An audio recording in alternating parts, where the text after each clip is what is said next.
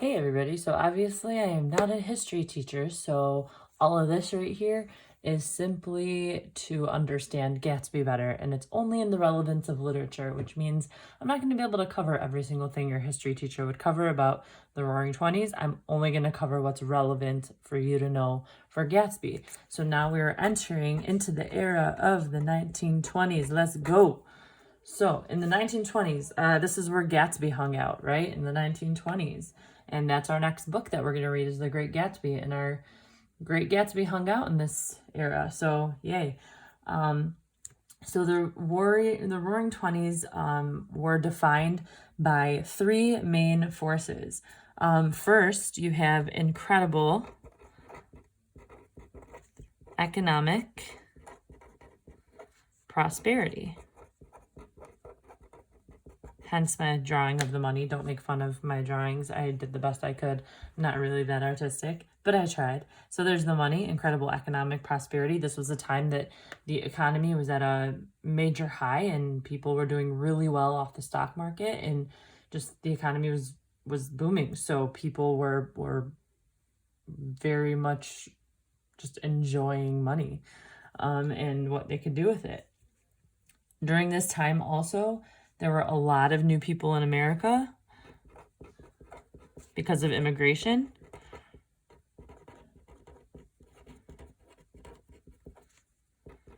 So, of course, naturally, that would increase the amount of social tension. The reason why is you have social tension between classes and social tension between race. Because there was a lot of new immigrants and a lot of people who were not used to really making money started making money.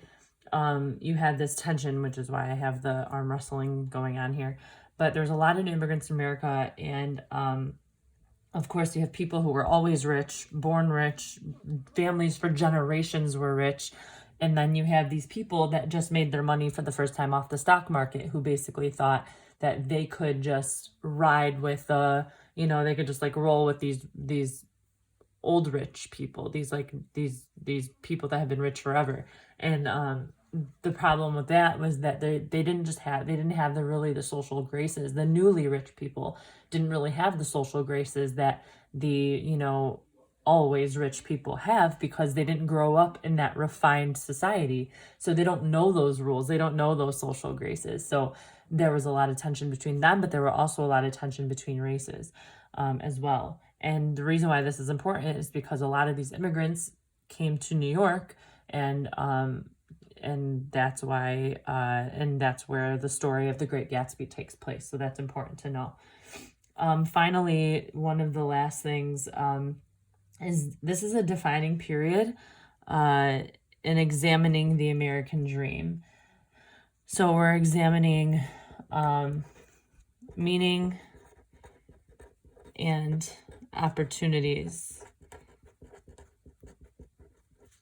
of the American dream. So it's what people were like, what did people want? And in other cases, there were a lot of people that wanted the American dream so badly, and to live off the like in the same kind of higher social class that other people were living, that they were willing to do anything to make money and to get that American dream, even if what they were doing wasn't legal. So there you have that. So those are the three defining forces of the 1920s. Now we have some major historical events and movements that went on during that era that are very important in Gatsby. And one of them is from the years 1914 to 1918. What was going on in the world was World War I. That looks like, yeah. Also known as the Great War.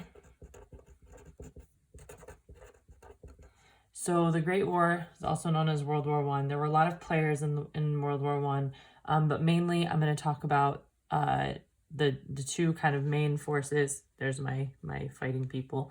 You have the UK and France, also known as there was like Russia, Britain, and France. The UK, Russia, Britain, and France. They were known as the Triple Entente, but at the time that I'm talking about, they were the Allies. So you have the UK and France, and then you have Germany, Austria, and then Hungary as well was involved in here, and Italy, that were also called the Triple Alliance. They were a powerful force, and there were a lot of technological advances at this time. You had planes, tanks, you had chemical warfare like gas. And this newfound warfare kind of woke people up a little bit, hence my eyes that I'm about to draw.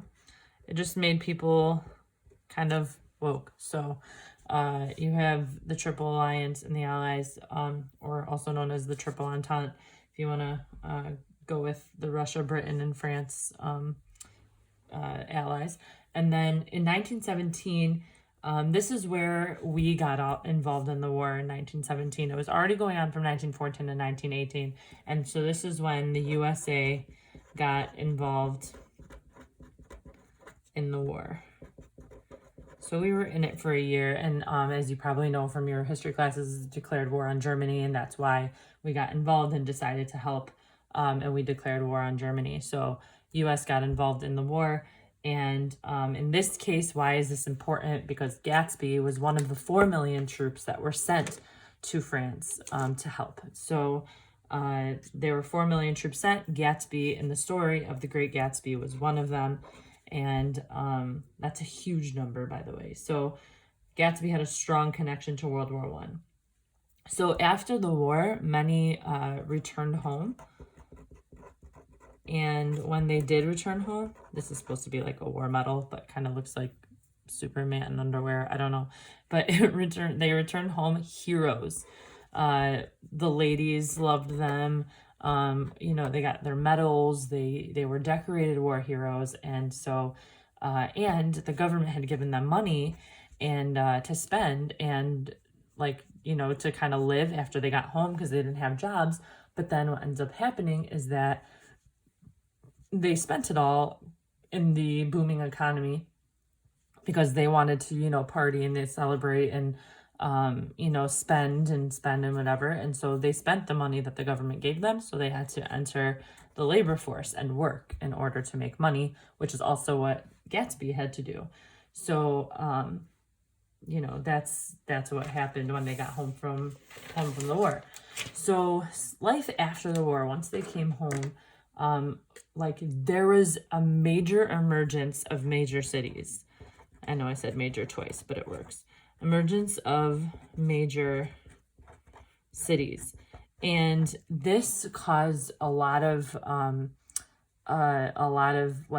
new forms of fun to emerge. So this was called the era of the skyscrapers because big cities and all of the activities that can go on with it and or on in it. And a lot of cities were built by the immigrants that came to us. And so the cities were filled with all these new forms of fun, as I said. So some of this fun that people were having were, let's talk about these 3 forms of fun right here. So first of all, if you can see what this is, the first form of fun was alcohol. Don't get any ideas, but prohibition was a big thing. And if you guys know what prohibition is, or if you don't know what prohibition is, this is a really big thing that happened where they said no sales, no production, and no consumption or distribution, I should say,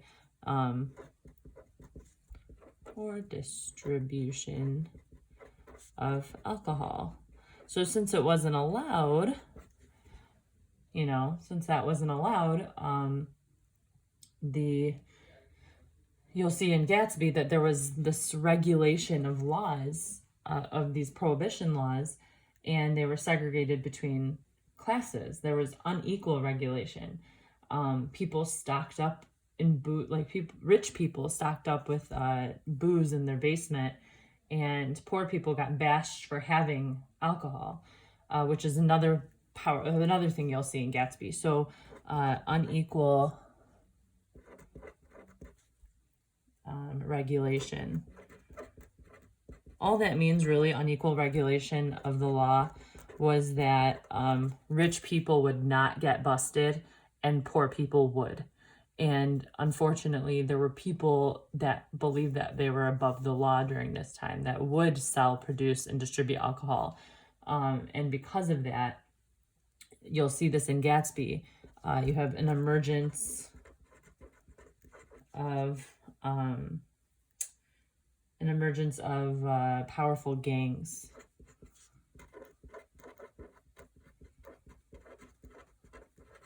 Why? Because they wanted control of the money that would come in.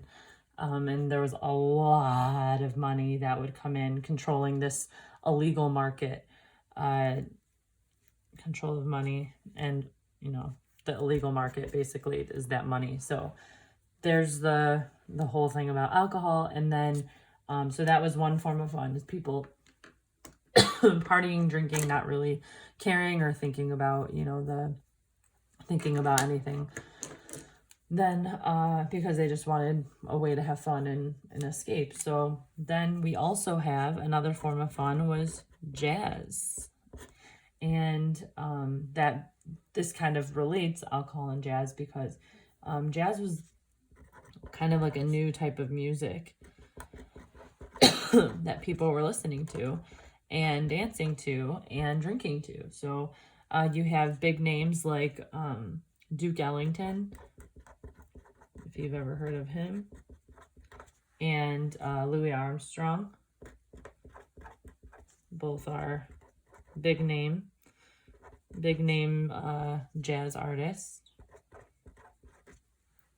And you had, because of this, emergence of jazz clubs or underground speakeasies that would, you know, kind of like Riverdale, you know, where they have this underground secret place where, you know, you could drink and party and dance and enjoy some music without having to get in trouble or get caught, because it was kind of part of the whole culture. And then this little thing refers to flappers, which were the dancers and women of the 20s.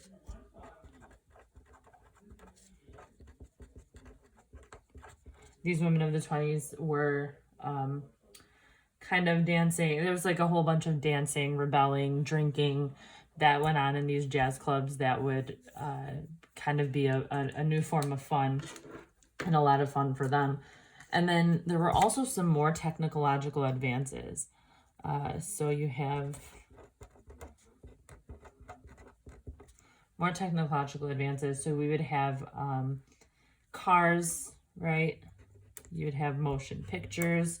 So we now have, because of motion pictures and sports as well. So because of that, you would have more celebrities, more famous people who would, you know, come to the forefront of people's minds. And, you know, because of that, it was an era of limitless possibilities. Everything was going up, and everything was going up and continuing to go up until you can't see that, until 1929, the stock market crashed. People were happy, people were rich, people were enjoying the economy, and then all of a sudden, within 3 days, the stock market loses $30 billion. And that was in 1929 in October, and now people were broke. This was also known as the Great Depression. And it would be a 10-year recession, you know, something that America went through in the 20s. It would be a 10-minute recession because, you know, the economy was terrible. And this 10-year recession was something that we went through for years and years until, FDR kind of came up with a New Deal, which kind of helped when he was president, when he went into office during this time. But at the same time, this happened during Herbert Hoover's time, the Great Depression. But then when FDR took over, he tried to, like, with the New Deal to help, which helped a little bit. But it wasn't until World War II that really got us out of the recession in the 1940s. So when the stock market crashed, that was kind of, You know, people were making so much money at the time, and jazz concerts and fancy cars and all that stuff.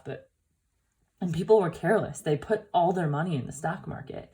And so when it crashed, they now lost everything. And people who were used to having money now all of a sudden had none. People who had money for hundreds of years.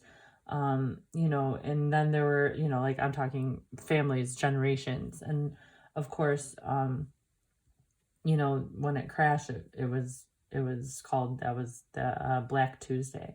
So that's basically the context that you need to know for The Great Gatsby, and that will make the story make a lot more sense to you. So hopefully this helps, and I hope you enjoyed my drawings and my colors.